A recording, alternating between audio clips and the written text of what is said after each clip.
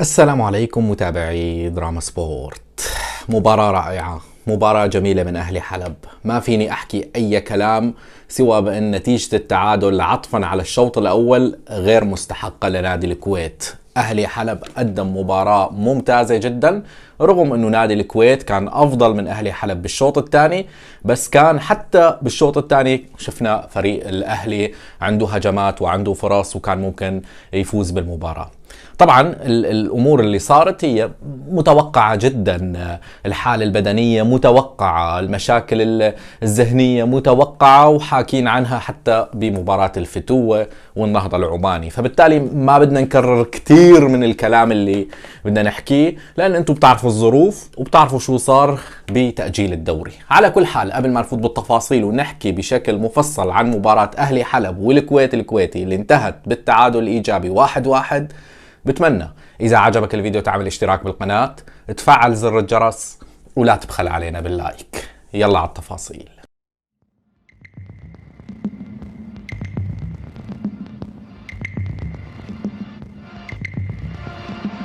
شوف يا صديقي العزيز، من بداية الشوط الأول بأول 10 دقائق أول ربع ساعة أنت بتشوف الفريق كيف عم بيتناقل الكرة، كيف عم الانتشار بالملعب، التضحية بالملعب، استخلاص الكرة، عمل المثلثات، كل هالأمور من بداية الشوط الأول بيعطيك هذا الانطباع بأن لعيبة أهلي حلب لعيبة جيدين، لعيبة أهلي حلب لعيبة مميزين. لكن المشكلة الحقيقية ليست باللاعبين ولا حتى بلعيبة الفتوة. على فكرة المشكلة الحقيقية بأن هاللاعبين ما عم بيلعبوا مباريات تنافسية.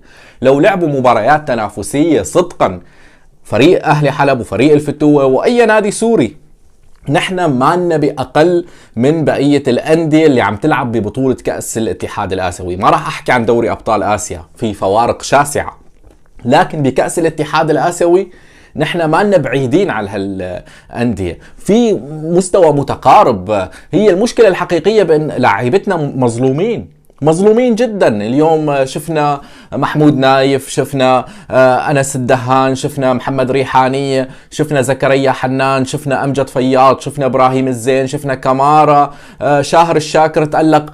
أغلب تشكيلة نادي أهلي حلب كانوا متألقين جدا وقدموا مباراة وتضحيات بأرض الملعب، خصوصا بالشوط الأول. الشوط الأول اللي سجل منه محمود نايف، بصراحة يا جماعة ما كنت بتمني محمود نايف يسجل هدف، لحتى إذا بدي أمدحه ما أمدحه مشان الهدف اللي سجله، لا إطلاقا، بدي أمدح اللاعب على الموهبة اللي بيمتلكها. ممكن في ناس شافوا محمد ريحانية متألق، المعلق كان منبهر بأنس الدهان، أنا كنت منبهر بمحمود نايف، كنت منبهر بمحمود نايف. الاستلام، التسليم، التسديد من بعيد، الثقة بالنفس، كل شيء بخط الوسط.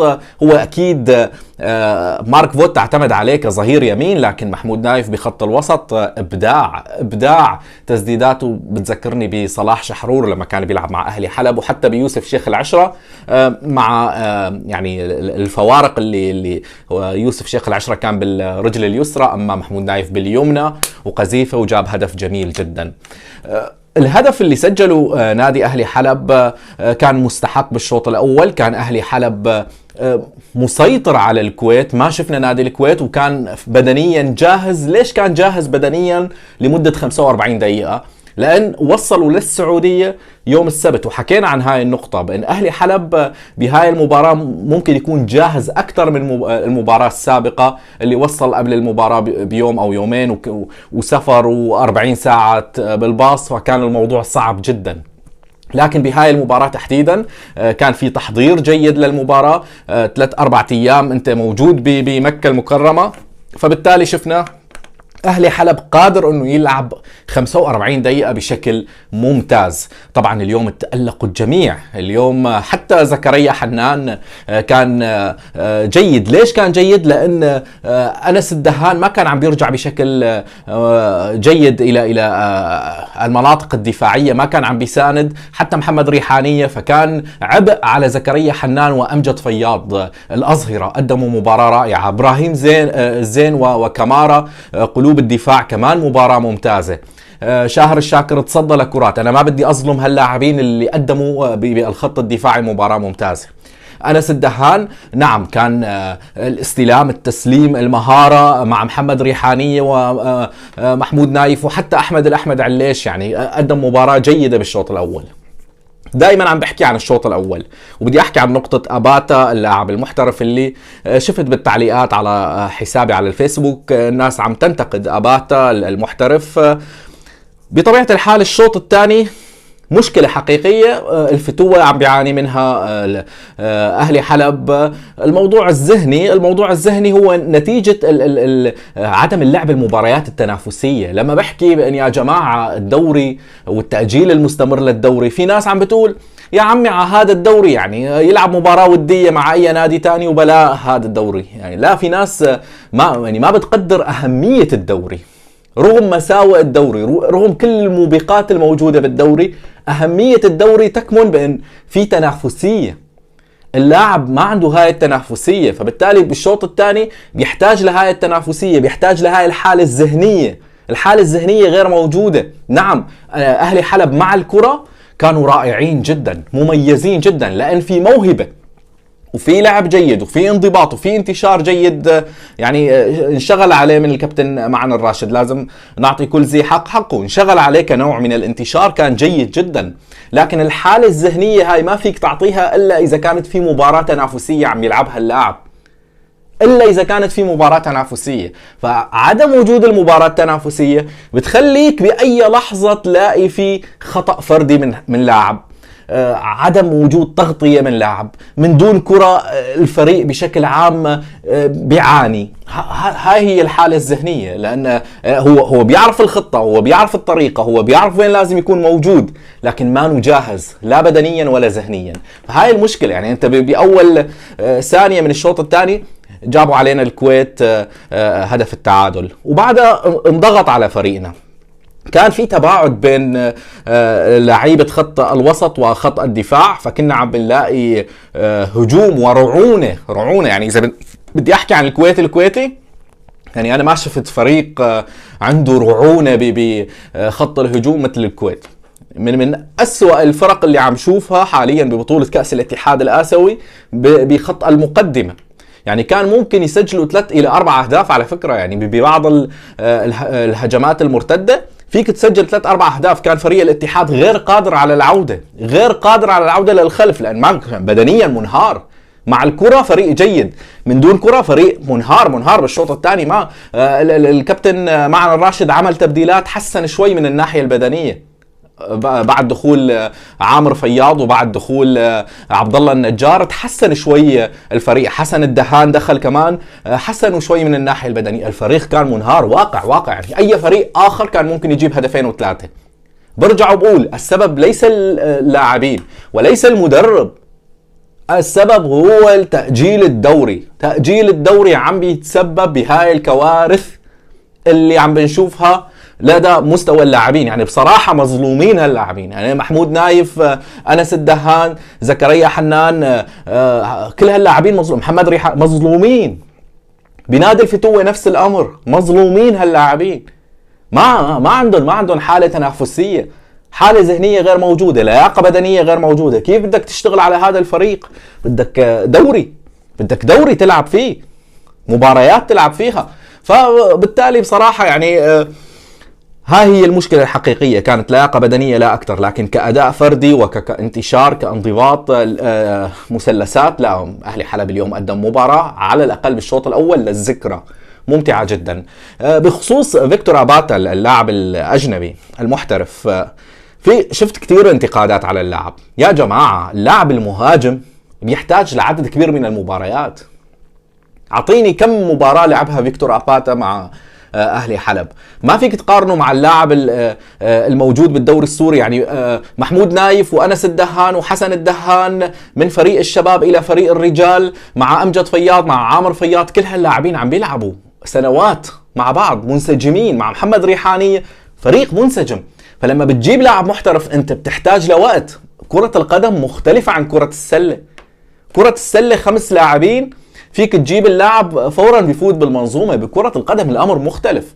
انت بتحتاج لوقت، ما فيك تجيب لاعب محترف لحتى يلعب بكأس الاتحاد الآسيوي، او تجيب لاعب محترف لحتى يلعب بالدوري السوري كل شهر مباراة. ما راح يكون منسجم. اللاعب المحترف اللي بيحتاج لعدد كبير من المباريات، بيحتاج للتأقلم. في لاعبين موسم كامل بيلعب مع نادي ما بيكون متأقلم، الموسم اللي بعده بيكون لاعب جيد وداخل المنظومة. لوكا مودريتش اجى على ريال مدريد، الموسم الأول طلع أسوأ صفقة مع ريال مدريد. أول موسم مع ريال مدريد طلع أسوأ صفقة. ليش؟ كان الدوري الإسباني شديد على لوكا مودريتش، مو داخل بمنظومة جوزيه مورينيو، فبالتالي يحتاج لموسم كامل. لحتى حاليا عم بتشوف لوكا مودريتش او شفت المسيرة الأسطورية للوكا مودريتش. فانت لما بتجيب لاعب محترف انت لازم يكون هذا خيارك لعدة مواسم، لازم يكون هذا شيء غير موجود بسوريا. فلا تعول على اللاعب المحترف انه يغير من الفريق. اليوم كامارا كان لاعب جيد نعم، لكن بيلعب بخط الدفاع. لاعب خط الوسط والمهاجم الصريح بيحتاج لعدد كبير من المباريات. بخط الدفاع لاعب قلب الدفاع بيحتاج للتفاهم مع ابراهيم الزين والأظهرة فقط لموضوع التمركز الصحيح ومصيدة التسلل والتقدم والضغط. اللاعب المهاجم بيحتاج لفتح مساحة، بيحتاج للتحركات تكون صحيحة، التمركز يكون صحيح، وفهم شو ممكن يعمل اللاعب اللي معك. فالامور صعبه. بخط الوسط لسه على قدها. يعني اذا جبت بيلينغهام حاليا لاهلي حلب مستحيل يجيب اهداف، اذا جبت بيدري مستحيل يعمل شيء.